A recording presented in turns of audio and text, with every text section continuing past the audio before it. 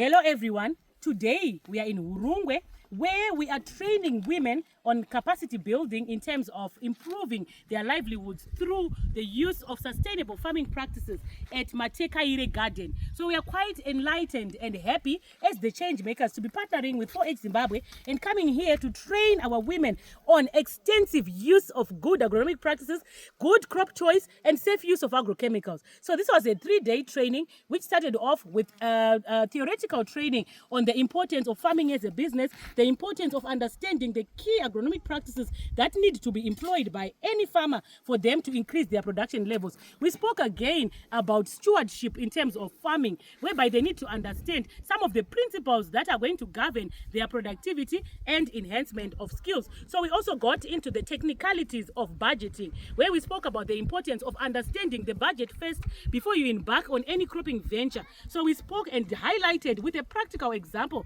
of cabbage production the importance of budgeting. We spoke again about the importance of record keeping in its own right, so that you understand some of the key essential elements that you will be embarking on and coming in with better improved practices in the next cropping program. So here today we are in the process of doing a practical demonstration of what you should do during planting, especially horticulture production, where you will be planting in a seedbed. But before we go into the manuals and the practical illustration of planting, here we are seeing a nicely, neatly dressed lady by the name of Kudakwashe, who is one of the change makers, who is imparting knowledge to the women here through promoting the use of sustainable farming practices and value addition. So she will speak to us in brief about the training that she undertook here, which was a 2-hour training about the importance of value addition and how to make tomato sauce. But before we get into that, now we are seeing she's dressed well in a worksuit, where you are seeing that she is wearing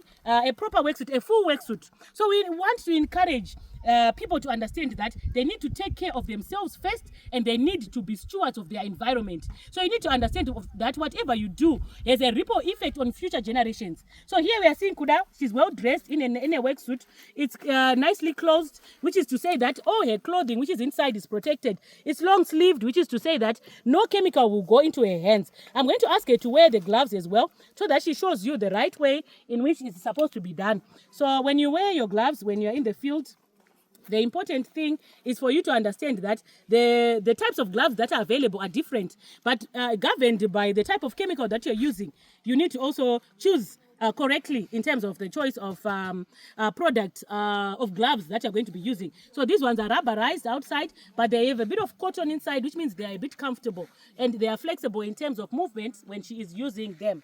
So in terms of wearing them, she's going to wear them. She'll tuck in her worksuit with the gloves, so that when the chemical washes down the gloves, it won't wash back in to the hands, so that she's protected. So this is what we want to do, protection at all costs.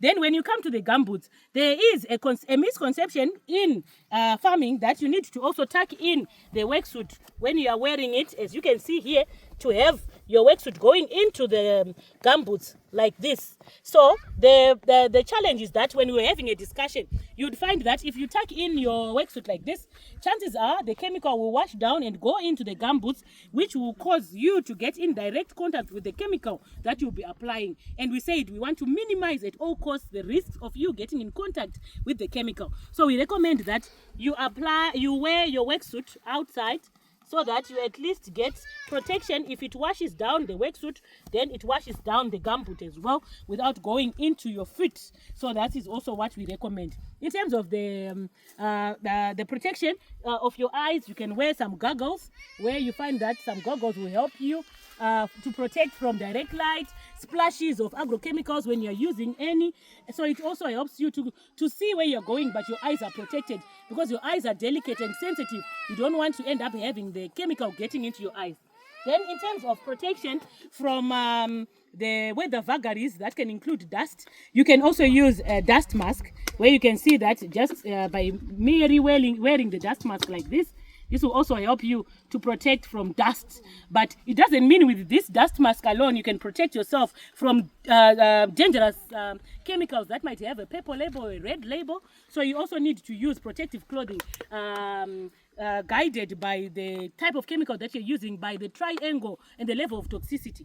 So if you're using a chemical which is hazardous, you can come in with a respirator, which will help you to breathe clean air during the time when you are using the particular product or spraying the particular product. But with respirators, difficult as it might be to breathe in them, we still recommend that you wear them throughout so that you at least protect yourself from the air that you will be breathing, especially when you are spraying on a day when there is a lot of wind. But we don't recommend for you to spray again on a windy day because of drift. So when you are using a knapsack, you need to understand that all the parts should be working well and efficiently. You need to replace all the broken parts or leaks that might be available. So when you are using the knapsack, it comes with a nozzle. So the nozzle is here at the tip. It differs with the chemical that you're going to be applying and the need that you're applying it for.